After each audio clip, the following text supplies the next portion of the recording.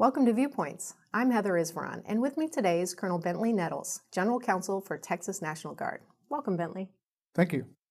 Tell me about the National Guard's vision and mission down on the border of Texas.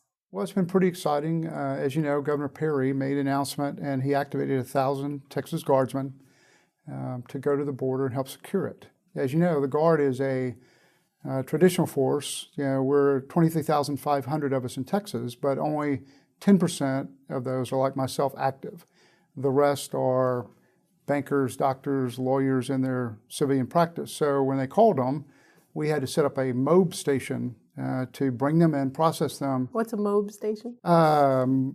Mobilization, activation. In other words, some guy shows in uniform. Is he ready to go? Can we send him to the border for 6 months or a year? And so we had to go through that process. So it's been pretty interesting, and we've seen some challenges that we weren't aware of. Typically in the past, when we've been called to state active duty, it's for no longer than a 3-week time period to respond to hurricane, wildfires, ice storms in North Texas. Normally, they come on and go off in a very short period of time. With them being on for now since August and planning to continue on into the next year, 2015, it starts presenting some traditional problems that we've had when we deploy people overseas for a year. So not something we've typically faced in a state active duty status. And what precipitated the deployment? Well, I believe a number of things. I mean, perception of insecurity along the border, requests by the local civilian authorities, and a decision by the state civilian authorities that they needed to do something to interdict criminal elements coming across. As you'll recall, during that time, there was an uptick or a surge of minor children coming across the border and surrendering to Border Patrol. Then that would take a large number of Border Patrol resources in order to bring them in, process them, care for them until they could locate their parents to send them home. As a result of that, we started to see a also increase in criminal activity using the minor children as a screening effort for their illegal activities to bring human trafficking and drugs into the United States. Pretty crafty. Yes. So what are some of the more inventive schemes they had going along the border? Well, one thing, for example, they use our own prejudices or lenses against us. A number of cases where they've actually smuggled in large amounts of drugs in school buses. Normally, that's not something that you would drive by and think, there's a target that I need to go stop and make sure that they're not smuggling things in. So you're working with CBP, and how are you working with state and local agencies? Well, in this particular instance, we're working with the Department of Public Safety, which is the state police force, because we're asked by the governor to go secure the areas between the points of entry in the Rio Grande Valley. Border Patrol and ICE, Customs Enforcement, are primarily focused on the points of entry because that's where a large majority of the drugs are coming through. But as they focused on that, the cartel then started using the areas between the points of entry to bring in human trafficking and drugs. It sounds pretty tight in terms of manpower on our side, using all these different agencies to secure the border. It sounds like they have a lot of cartels spending a lot of time trying to get over the border as well. And how can that sustain itself, that manpower? It just seems like a clash of resources. What are the consequences of an unsecure border? Well, first, I'm hoping that they can't sustain it and they will move further west. Yeah, so maybe to New Mexico. But the consequences of an unsecure border, of course, are drugs, human trafficking coming across, more criminal aliens coming across. In Texas, we noticed an uptick in crimes being committed by aliens, illegal aliens. So, you know, the majority of the folks that, you got to remember, Texas, the border in Texas is a fluid border. There are tens of thousands of people that cross it every day for legal, legitimate reasons. But hidden amongst that group are those that have illegal or nefarious reasons to come in and commit crimes, to hurt and exploit are somewhat open system. And for those of us who don't live right at the border or in a border state, it just seems like so far away and that it's not going to really affect us. And do you have any examples of how that can just boil over into the rest of the country and how that affects all of our security? Well, for example, just in Texas, the number of crimes being committed has increased because of the number of criminal aliens coming into the state of Texas. Beyond the borders of Texas, I'm not sure I can speak to, but clearly in our central locations, we're starting to see of the 7 known drug cartels operating in Mexico, 6 of them have been documented operating and trying to influence areas within the state of Texas. They are recruiting American gangs to assist them to provide couriers, protection, protect their turfs in ways that we've never seen American gangs interact before. So it's really becoming problematic. They're also importing the narco culture. So we're used to, you'd have violence not till a gang member got out of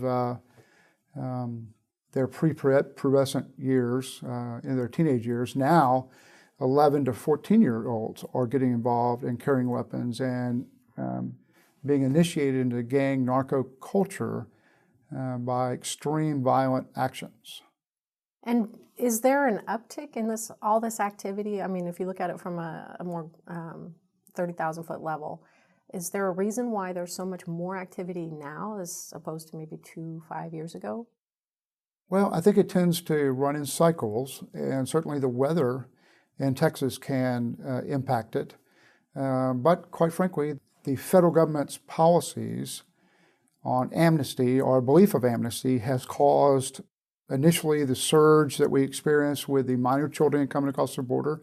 And even now, after the president's executive action, you've seen an uptick of folks crossing the border. And so what that does is it creates a screening action for the criminals, and they try to take advantage of it and exploit it. So while whether it's a good thing or a bad thing, it's creating a problem on our border. And what are some of the things in your mission that are helping resolve that or mitigate it, if any? Well, 3 things, I guess. The current operation, we're manning observation posts along the border using military equipment to look into Mexico and identify staging areas so that we are able to identify someone potential crossing and call a quick reaction force of law enforcement to come capture them.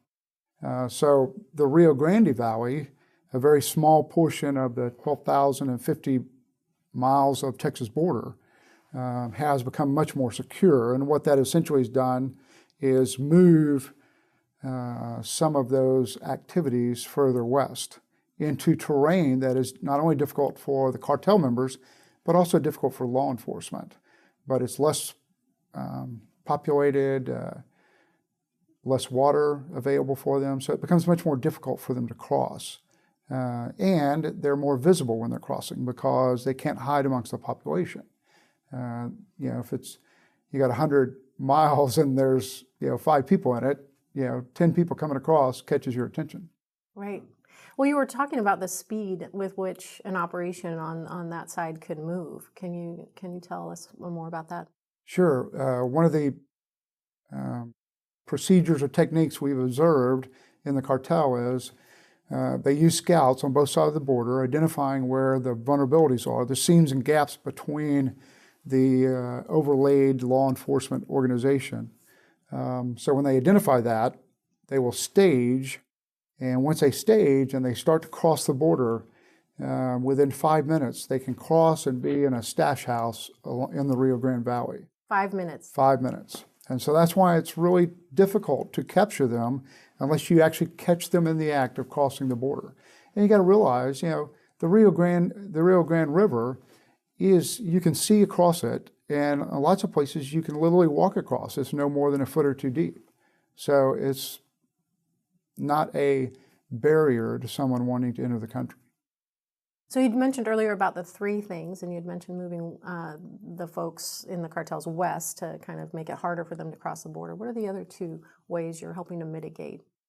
One is information sharing through the Joint Information Operations Centers. We have 6 of them along the Texas border, where we have 153 state, local, and federal agencies that interact to share intelligence and distribute information that can be exploited by the particular law enforcement agency. The other is operations and operating under a unified command. We have a unified command structure involving the 7 key players: federal agency, U.S. Coast Guard, Department of Public Safety, Border Patrol, all as a unified command whenever they conduct focused, resourced operations to secure the border. Whenever they've done that, they've been really effective. The problem, of course, is expanding that across a 1,200-mile line of operation. Right, right. So, and then the third? I combined those two. One was intelligence sharing. The other is unified command. Awesome. So, well, it does sound like your mission is critical, and it sounds like it's ongoing. Is there an end to this?